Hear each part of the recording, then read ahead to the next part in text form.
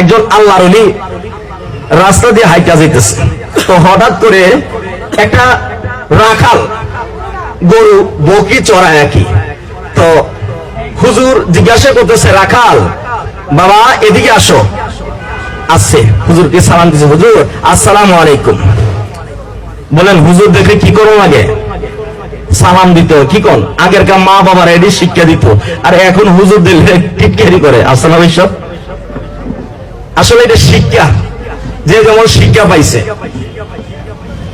তো বালক সালাম দিছে, হুজুর আসসালামু আলাইকুম। আল্লাহর ওলি জিজ্ঞাসা করতেছে, বাবা এত সুন্দর করে সালাম দিলা, আমি জানতে চাই তোমার নাম কি? ওই বালক ছেলেটা বলে, আমার নাম ইমামউদ্দিন। ওই আল্লাহর ওলি বলতেছে, বাবা ইমামউদ্দিন শব্দের অর্থ জানোনি? না জানি না। তুমি যে গরু ছাগল চড়াও, তোমার নামের সাথে তো গরু ছাগলের চড়ানোর ব্যবস্থা নাম মিলে না, কারণ তোমার নামের অর্থ হইল তুমি হইলা দিনের নেতা, মানে তুমি ধর্মের জন্য কাজ করবা। তোমার নামের শব্দের অর্থ ইমামউদ্দিন, মানে ধর্মের নেতা। এরে বাবা যুবক, তোমার দরকার হয় তুমি মাদ্রাসায় লেখাপড়া করো। বালকটা বলতেছে, হুজুর আমার ফেরো বাদ নাই, আমি মাদ্রাসায় পড়বো। তারপরে দেখি আমার আম্মাজান কি বলে, গেছে মার কাছে, মা গো মা, জি মা, একজন আল্লাহর ওলি কইছে আমি নাকি বলে বড় আলেম হইতে পারবো, বড় আলেম হইতে পারবো। এখন কি এটা আমার পক্ষে সম্ভব? আমি কি, তুমি যদি আমাকে লেখাপড়ার সুযোগ দিতা। মা তো এমন এক দৌড়ান দিছে, বেটা ঘরে বাত নাই, আইসে লেখাপড়া করতো, পেটে বাত নাই, আইসে লেখাপড়া করতো, যাও গরু ছাগল নিয়ে চলে যাও। তো মা দৌড়ানি দিছে, হ্যাঁ ও পাগলামি করে কয়, না না আমি আর গরু ছাগল চড়াবো না, কারণ এই আল্লাহর ওলি নেক নজর তার উপরে বসছে। সোনাল কইতেন না। এমনি করে বালকটা মার কাছ থেকে দৌড়াইতে মা দৌড়ানি দিলে, ছেলেটা দৌড়াইতে যাইয়ে কিছুকে জায়গা পায় না।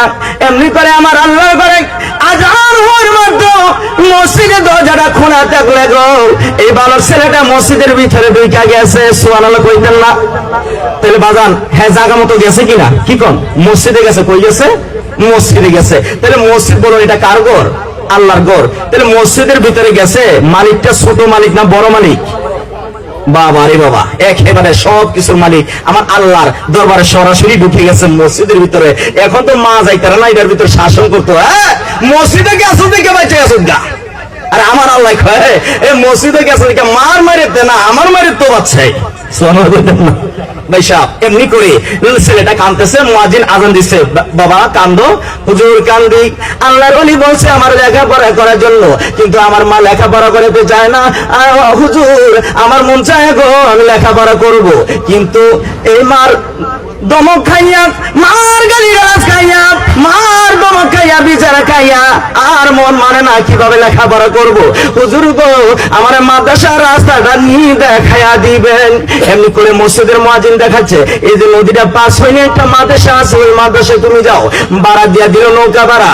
এই ছেলেটা নৌকা ভাড়া লইয়া নদী পাস হইয়া মাদ্রাসা যাইয়া দেখে ওই যে আল্লাহর ওলি যিনি বলছে, বাবা তোমার নাম ইমামউদ্দিন, তুমি দিনের নেতা, তোমার গরু ছাগল চড়াতে হবে না, তুমি ধর্মের কাজ করো, যাও যাও মাদ্রাসা যাও।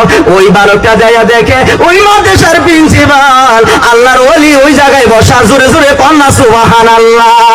আরে উম্মতের কান্ডারে নবী রহমতের ভান্ডার, না উম্মতের কান্ডারে নবী রহমতের ভান্ডার।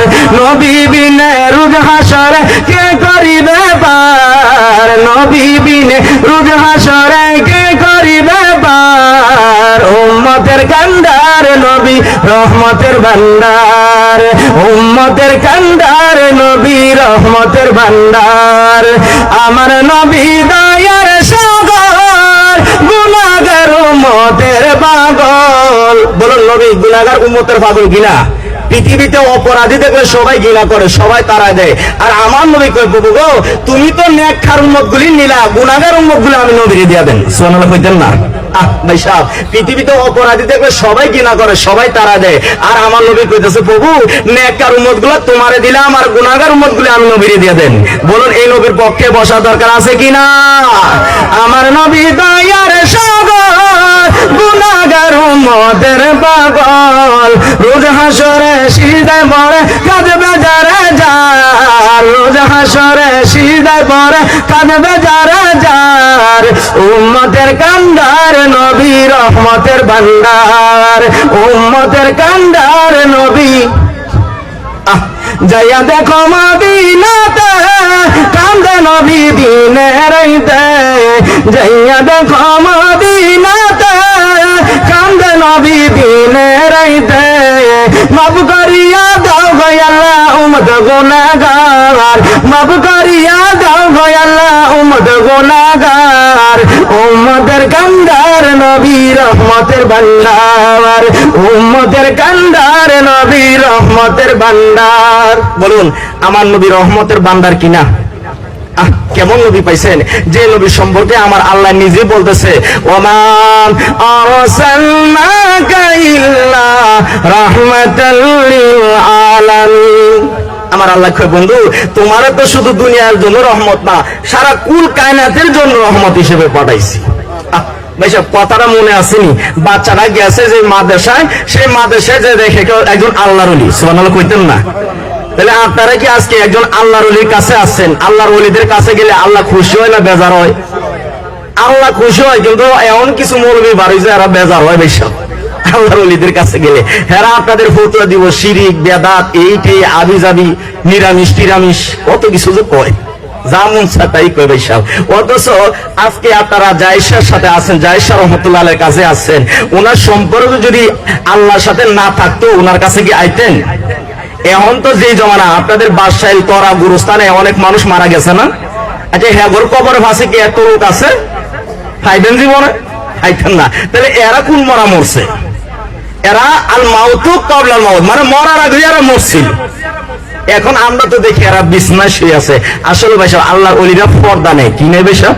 পর্দা নেই কিন্তু আল্লাহর ওলিরা মরে না নবী হাদিসে কইছে ইন্নাল আউলিয়া লা ইয়ামুতু নিশ্চয়ই আল্লাহর ওলিরা মরে না জীবিত শুধু তাই নয় আল্লাহ নিজেও কোরআনে বলছে ওয়ালা তাকুলু লিমান ইয়াকতালু ফি সাবিলিল্লাহি আমাত বাল আহইয়াহু ওয়ালাকিন লা তাশউরুন জোরে জোরে কন্না সুবহানাল্লাহ বাগান তরার জমিনে শুয়ে আছে হযরত কাবুল শাহ রাহমাতুল্লাহ আলাইহি বাদশাহী জমিনে শুয়ে আছে হযরত পেশারি রাহমাতুল্লাহ আলাইহি রেলগেটের জমিনে শুয়ে আছে হযরত জায়েশা রাহমাতুল্লাহ আলাইহি আমার আল্লাহ কয় আমার কাবুল শাহ পেশারি জায়েশা তারা মরে না তারা আমি আল্লাহ সকাল সন্ধ্যা তাদেরকে জান্নাতি খাবার খাওয়াই দেই জোরে জোরে কন্না সুবহানাল্লাহ আমরা তো দেখি ভাই সব কবর আসলে